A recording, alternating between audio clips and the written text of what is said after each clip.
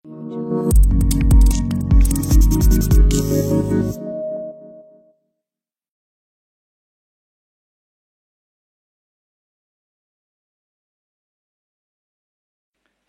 yang diberkati Tuhan. Puji Tuhan.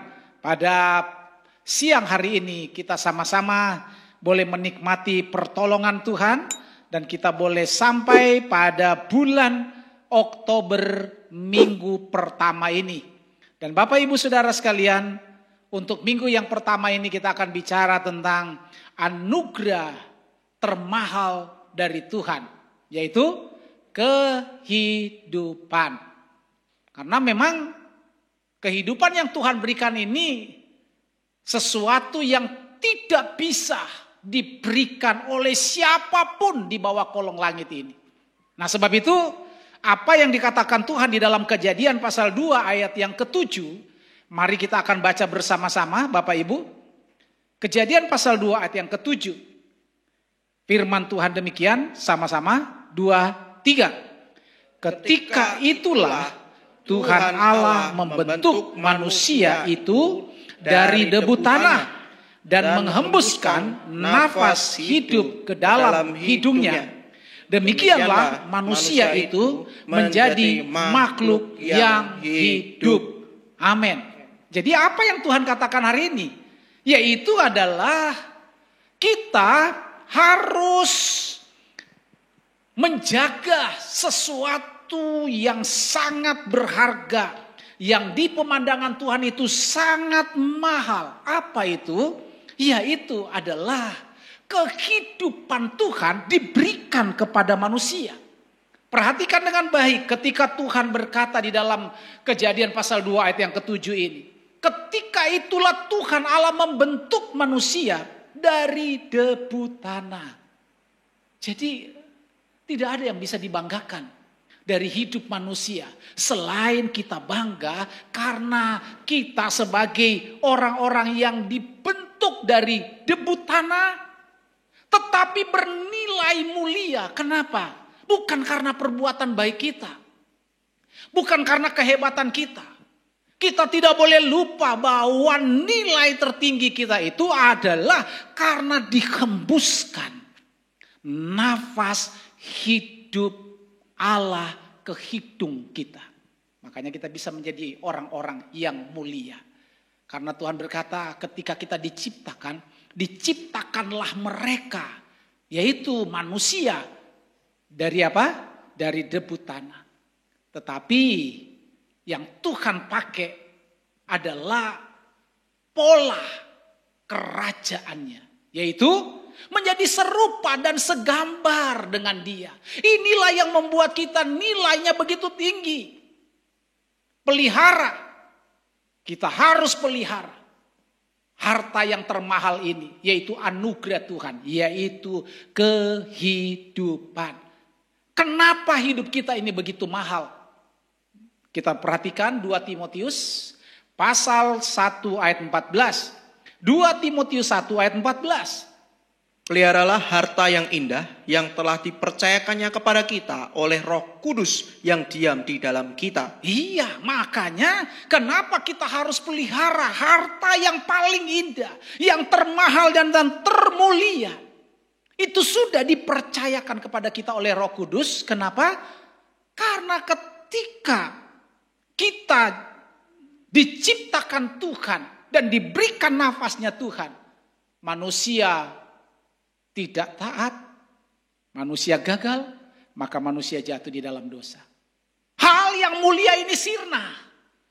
Nah, Bapak Ibu Saudara sekalian yang kita harus mengerti di sini. Kenapa ini begitu mahal?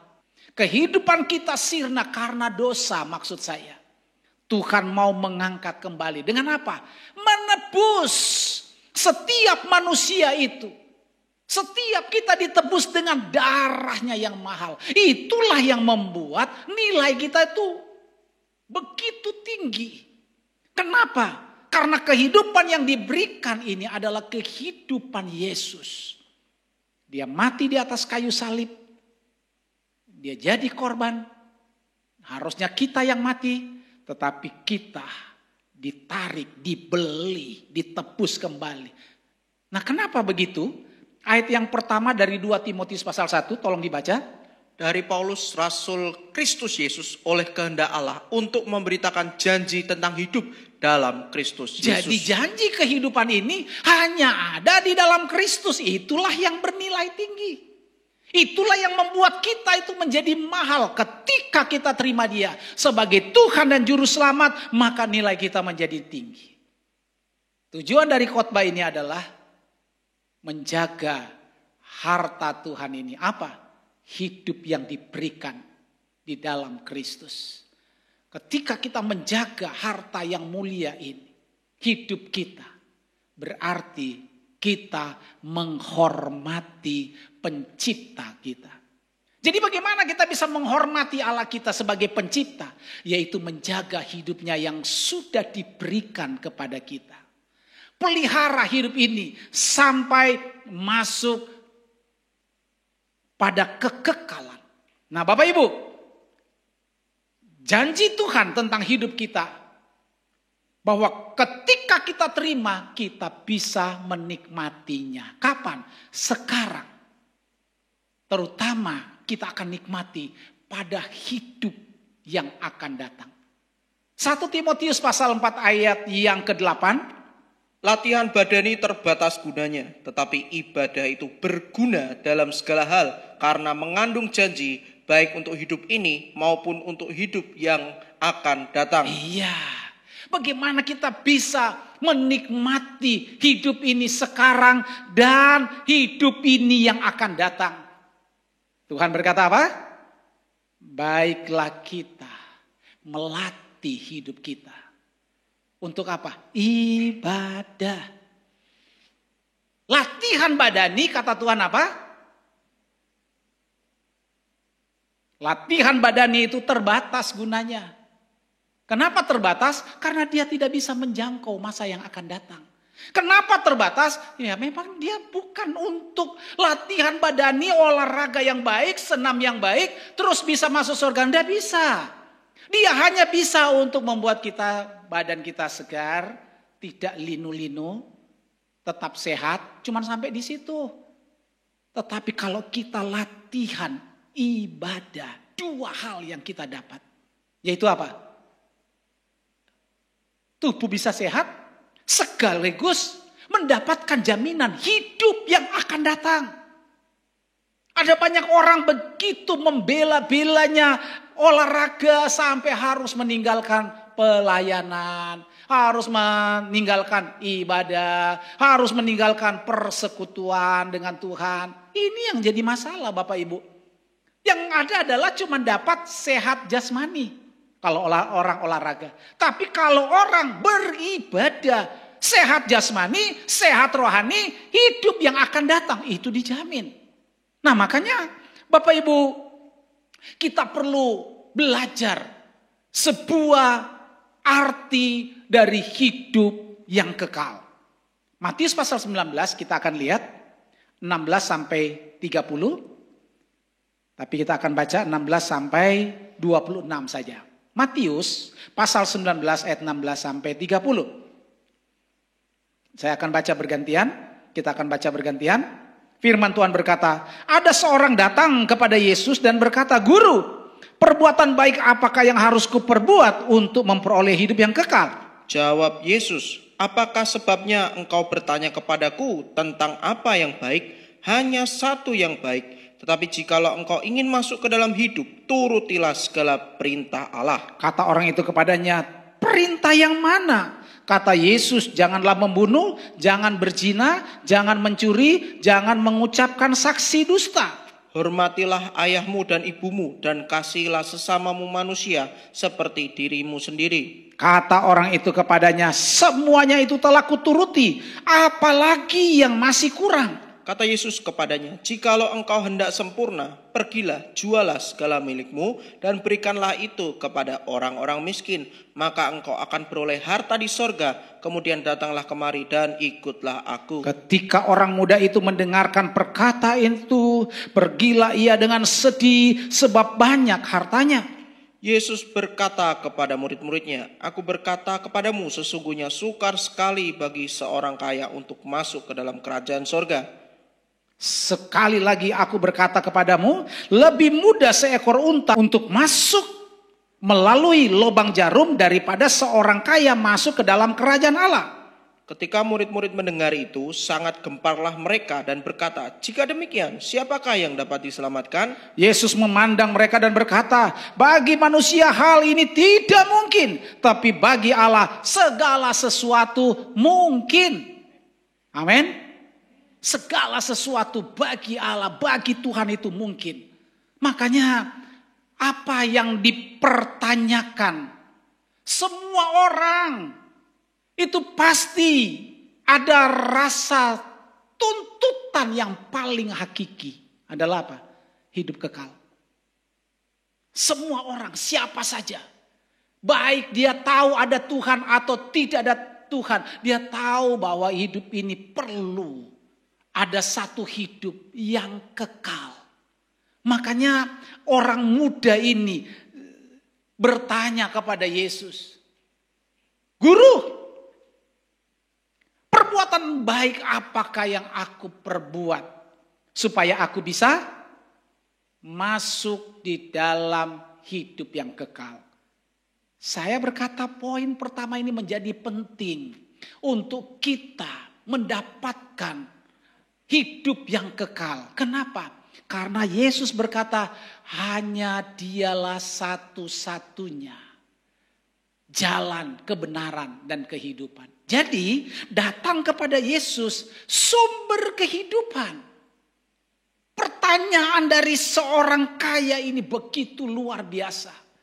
Walaupun dia kaya, tapi dia tahu bahwa dia butuh yang namanya keselamatan. Dia butuh yang namanya hidup yang kekal.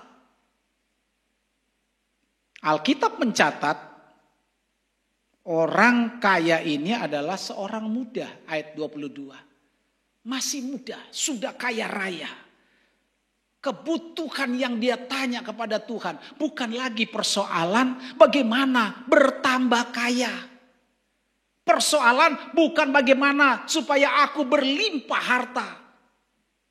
Dia tidak bertanya, saya masih muda, Tuhan bagaimana supaya saya dapat jodoh yang baik. Tidak. Karena dia tahu yang paling hakiki yang dia perlu nanya adalah hidup yang kekal. Itulah kebutuhan manusia. Bahwa manusia membutuhkan sebuah kepastian. Bahwa dia harus memiliki hidup yang kekal. Karena memang hakikatnya manusia. Kita tahu dalam Roma pasal 3. Semua manusia sudah berbuat dosa. Dan kehilangan kemuliaan.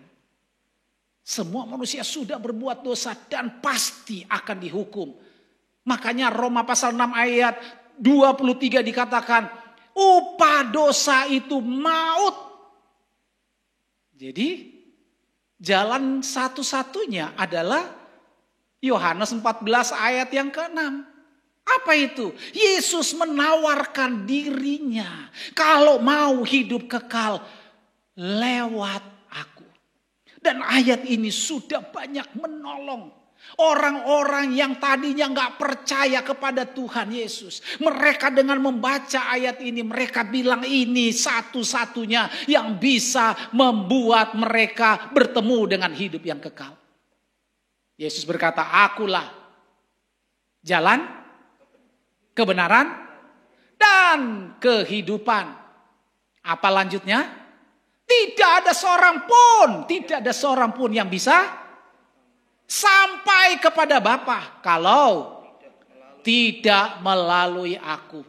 Ini sebuah pernyataan yang sangat mengejutkan. Karena dia menawarkan, akulah jalan, kebenaran, dan kehidupan. Jadi kepentingan kita untuk datang kepada Tuhan itu adalah apa? Bukan untuk kekayaan lagi. Kepentingan kita datang kepada Tuhan bukan untuk harta lagi. Kepentingan kita datang kepada Tuhan bukan untuk hal-hal yang sifatnya sementara. kita harus punya pandangan. Kita harus punya nilai. Apa itu kesementaraan? Kalau sementara itu artinya tidak kekal. Makanya Tuhan bilang jangan mempertahankan sesuatu yang tidak kekal. Yang kekal itu adalah di dalam Tuhan. Dan hari ini kita sudah belajar bahwa Tuhan yang berkata, akulah jalan kebenaran dan kehidupan. Kalau kita mau sampai kepada Bapa, kita mau sampai pada kekekalan, kita harus percaya dan terima Dia, pegang Dia sebagai kunci kekuatan hidup kita.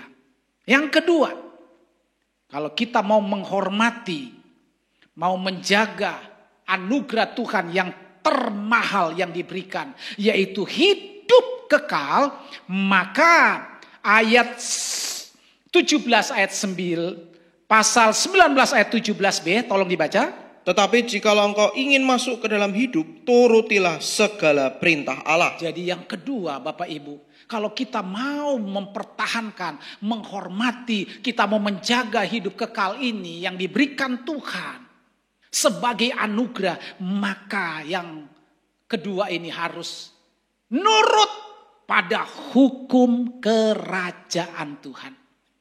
Apa hukum kerajaan Tuhan? Ayat 18-19 dikatakan apa? Kata Yesus, jangan membunuh, jangan berzina, jangan mencuri, jangan mengucapkan saksi dusta, hormatilah ayahmu dan ibumu, dan kasihlah sesamamu manusia seperti dirimu sendiri. Ini dipertanyakan Tuhan ketika si anak muda yang kaya ini berkata, Guru, bagaimana aku mendapatkan hidup kekal? Perbuatan baik apa yang aku harus lakukan? Tuhan kasih standar yang sudah ada di dalam hidup bangsa Israel. Apa itu? Hukumnya Tuhan. Tuhan berkata, jangan membunuh, jangan berzina, jangan mencuri, jangan mengucapkan saksi dusta. Hormatilah ayahmu dan ibumu dan kasihilah sesamamu manusia seperti dirimu sendiri. Saudara tahu apa yang dia katakan? Ayat yang ke-20. Ayat 20, kata orang muda ini kepadanya, semuanya itu telah kuturuti, apalagi yang masih kurang? Ngeri banget. Yang begini tuh masih muda, sudah standarnya di atas rata-rata. Saya tanya sama saudara. Saudara memang belum pernah bunuh orang kan? Yang di sini belum ada yang bunuh orang kan? Oke, lewat. Saudara, di sini ada yang berzina? Tidak ada, lewat. Mencuri? Halo? Mungkin saudara mencuri, bukan mencuri uang. Mencuri waktu? Mencuri pandangan? Mencuri cinta? Bisa kan? Ya tapi oke, orang muda ini standarnya begitu tinggi. Waktu Tuhan bilang, jangan mengucapkan saksi dusta. Tidak, sejak muda aku tidak pernah lakukan. Hormati ayahmu dan ibumu. Sudah menghormati ayah dan ibu? Sudah? Tadi pagi saya kasih tahu. Saya nggak tahu di Jawa ini orang anak-anak muda itu ngomong sama orang tua itu seperti orang Amerika. Kalau panggil mamanya, papanya, hey you. Biasanya begitu tuh. Saya tidak tahu itu kebiasaan orang Semarang apa orang mana ya. Jadi orang tua itu cuma dipanggil, kamu udah makan? Saya walaupun sudah biasa dengar itu tapi masih tetap tergores. Kamu tadi dari mana? Loh, orang tua dipanggil kamu. Ini heran, saya tuh masih heran sampai hari ini. Orang muda ini sejak muda, sejak kecil tidak pernah tidak menghormati orang tua. Menghormati. Saya kasih tahu saudara. Kita harus menghormati orang tua. Karena kata Tuhan menghormati orang tua itu apa? Akibatnya? Panjang umur. Nah orang muda ini dia sudah lakukan. Masih dia nantang sama Tuhan. Kalau begitu, apalagi yang masih kurang? Apalagi yang masih kurang? Semuanya itu sudah aku turuti sejak mudaku. Bapak Ibu Saudara sekalian, Tuhan nawari hukum yang baru. Yang perlu dia tahu, ayat 21. Ayat 21 kata Yesus kepadanya, jikalau engkau hendak sempurna, pergilah, jualah segala milikmu dan berikanlah itu kepada orang-orang miskin, maka engkau akan beroleh harta di sorga. Kemudian datanglah kemari dan ikutlah aku. Jikalau engkau hendak sempurna. Tuhan nawarin hukum yang lain, yang begitu kuat untuk membawa orang sampai pada hidup yang kekal. Apa itu? Jualah segala milikmu dan berikanlah kepada orang miskin. Yang Tuhan maksudkan adalah kalau mau sempurna, kita harus mengikut Tuhan, mengasihi Dia di atas dari segala yang kita punya, termasuk harta kita. Kalau hari ini ada tawaran, saudara akan diberikan proyek dengan keuntungan 30%. Proyek itu kira-kira 2,5 miliar. Kalau 30% berarti berapa? 750 juta. Kira-kira saudara keluar enggak dari ibadah ini untuk natai proyek itu? Atau enggak, saya ibadah dulu selesai, baru saya pergi kejar proyek itu. Tapi syaratnya hanya 20 menit dari sekarang. Padahal ibadah kita masih 30 menit. Berarti peluang hilang. Saudara tetap di sini atau pergi? Ini pertanyaan ini sederhana. Tetap di sini atau pergi? Halo? Tetap di sini atau ikut proyek? Kalau Rio tetap ikut proyek. Soalnya kan peluangnya 750 juta. Langsung beli rumah. Bapak Ibu Saudara sekalian, ini memang kalau melakukan sesuatu yang penting, biasanya kita langsung ambil tindakan. Nah, Tuhan sudah mengingatkan.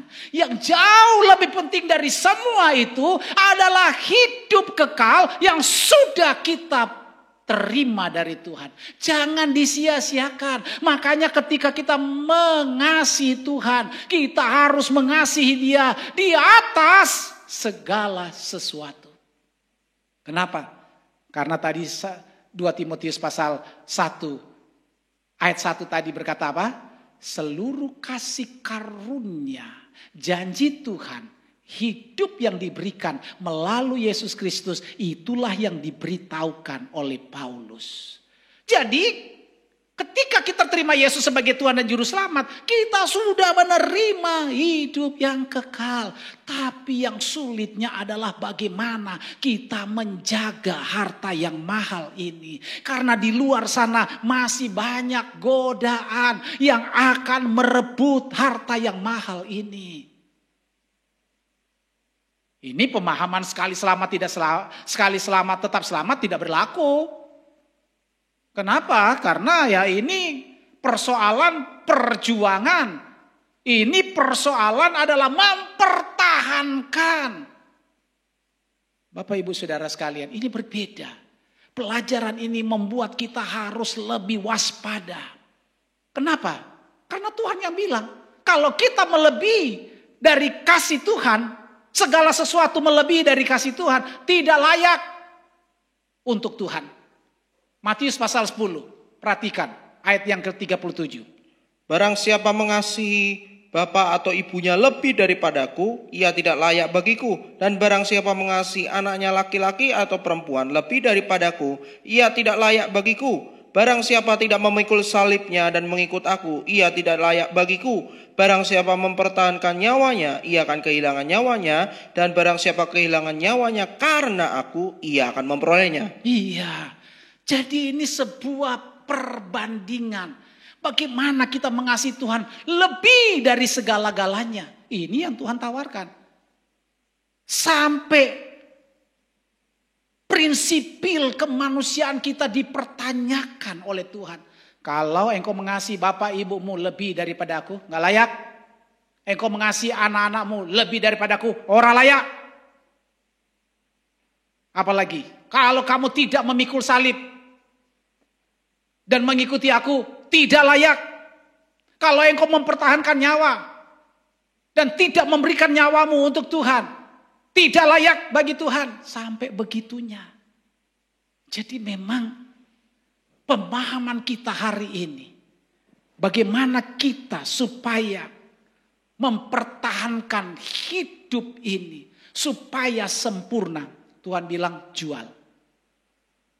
Sampai pada konsep yang prinsipil dari hidup kita ini harus dijual. Supaya sempurna. Karena apa yang kita jual ini itu adalah hal-hal semua yang bersifat sementara. Tapi yang hidup kekal kita harus mempertahankan. Bapak ibu saudara sekalian. Dan arti dari sebuah posisi Tuhan dalam hidup kita adalah kita harus jadikan Dia yang pertama dan yang terutama sebagai harta yang harus dipelihara.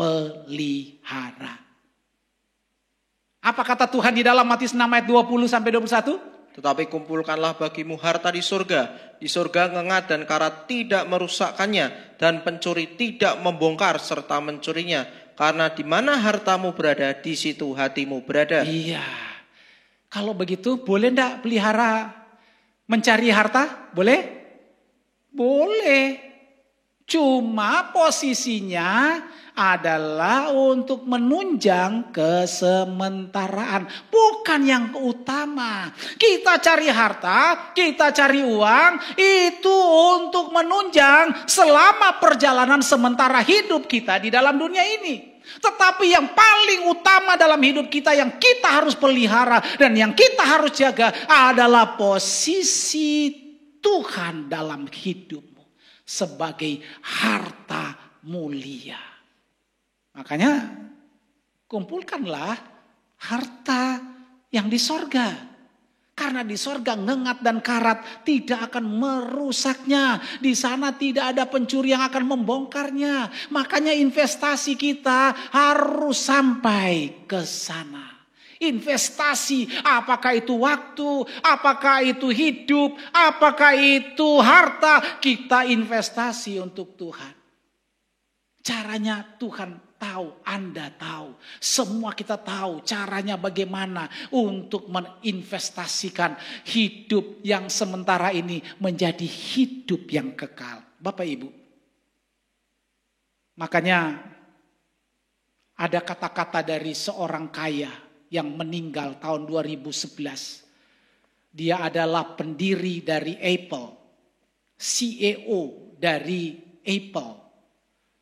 Dia punya harta kekayaan itu kurang lebih 343 triliun rupiah.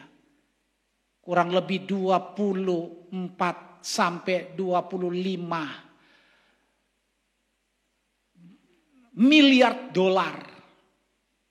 Kalau dikalikan dengan kurs rupiahnya 14.500. Kira-kira 24 sampai 25 miliar dolar. Pada tahun 2011 sebelum dia meninggal, dia berada di dalam rumah sakit. Ketika di sana dia berkata dengan kata-kata ini. Dalam dunia bisnis, aku adalah simbol dari kesuksesan. Seakan-akan harta dan diriku tidak terpisahkan. Karena selain kerja, hobiku tidak banyak. Tidak hobi olahraga, tidak banyak. Yang dia hobi cuma kerja untuk menghasilkan uang. Saat ini aku terbaring di rumah sakit. Merenung jalan kehidupanku, kekayaan, nama dan kedudukan. Tapi Steve Jobs berkata, semuanya itu tidak ada artinya lagi. Malam hening, cahaya dan suara mesin ketika berada di sekitar ranjangnya berbunyi. Itu seperti nafas maut, kematian yang mendekat pada diriku. Benda-benda materi yang hilang dapat ditemukan. Kenapa? Karena dia orang kaya. Apa saja yang hilang, mobil hilang dia langsung bisa beli. Apa saja emas hilang dia langsung bisa beli. Dananya 343 triliun. Itu terlalu banyak. Tapi apa yang dia katakan? Ada satu yang hilang yang tidak dapat ditemukan ketika dia hilang. Itu apa? Kehidupan. Ternyata, kata Steve Jobs, kegembiraan tidaklah datang dari kehidupan yang serba mewah. Itu hanya ilusi belaka. Harta kekayaan yang aku peroleh saat ini tidak mungkin bisa ku bawa pergi. Yang aku bisa bawa adalah hanya kasih yang murni yang selama ini terpendam dalam hatiku. Ternyata yang dia bisa bawa cuman kasih. Itu pun belum sempat dia lakukan. Kenapa? Masih baru terpendam dalam hati. Belum sempat Steve Jobs lakukan. Kenapa dia belum sempat lakukan? Karena dia terlalu banyak kerja. Saya nggak tahu apakah ini sebuah aplikasi cerita bahwa istrinya tidak mendapatkan kasih, anak-anaknya tidak dapatkan kasih, dan hartanya yang begitu banyak tidak diberikan kepada mereka yang membutuhkan. Bisa juga orang kaya, ukuran dunia, tapi ternyata di dalam lubuk hatinya dia tidak sempat menyalurkan kasih. Nah, Bapak Ibu Saudara sekalian, kalau begitu apa yang kita lakukan dengan harta yang kita miliki? Apakah kita mau menukar segala sesuatu yang sementara ini dengan hal-hal yang akan datang, yang akan memberikan jaminan hidup kekal? Jangan sampai ini jatuh. Jangan sampai kita gagal. Saya harus berkata ini dengan sungguh-sungguh. Kita semua di sini orang-orang hidup sederhana. Jangan sudah hidup sederhana, gagal di dalam sebuah perjalanan iman.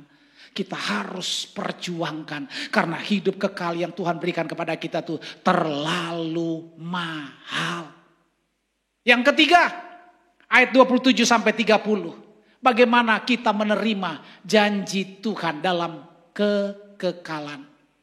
Lalu Petrus menjawab dan berkata kepada Yesus, kami ini telah meninggalkan segala sesuatu dan mengikut Engkau. Jadi apakah yang akan kami peroleh? Kata Yesus kepada mereka, aku berkata kepadamu, sesungguhnya pada waktu penciptaan kembali, apabila anak manusia bersemayam di tahta kemuliaannya, kamu yang telah mengikut aku akan datang juga di atas 12 tahta untuk menghakimi ke-12 suku Israel. Dan setiap orang yang karena namaku meninggalkan rumahnya, saudaranya laki-laki atau saudaranya perempuan, bapak atau ibunya, anak-anak atau ladangnya, akan menerima kembali 100 kali lipat dan akan memperoleh hidup yang kekal. Tetapi banyak orang yang terdahulu akan menjadi yang terakhir, dan yang terakhir akan menjadi yang terdahulu.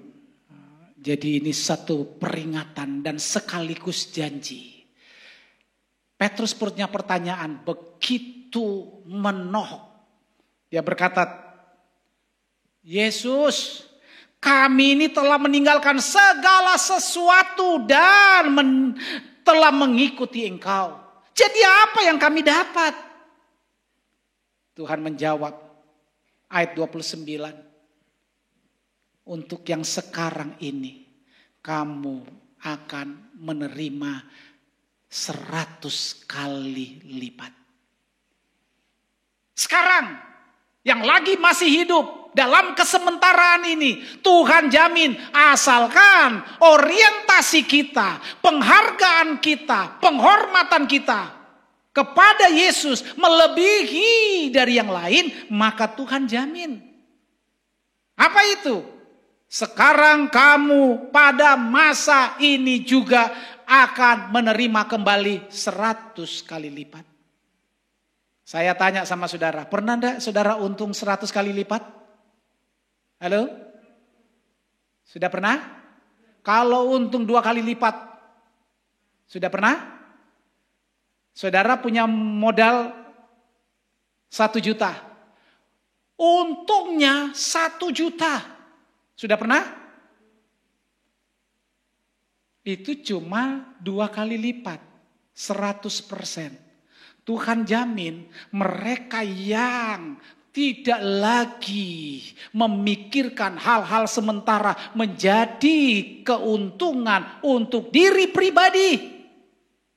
Tetapi yang dia pikirkan bahwa Tuhan di dalam hidupnya yang terutama dan yang pertama, Tuhan jamin ini 100 kali lipat.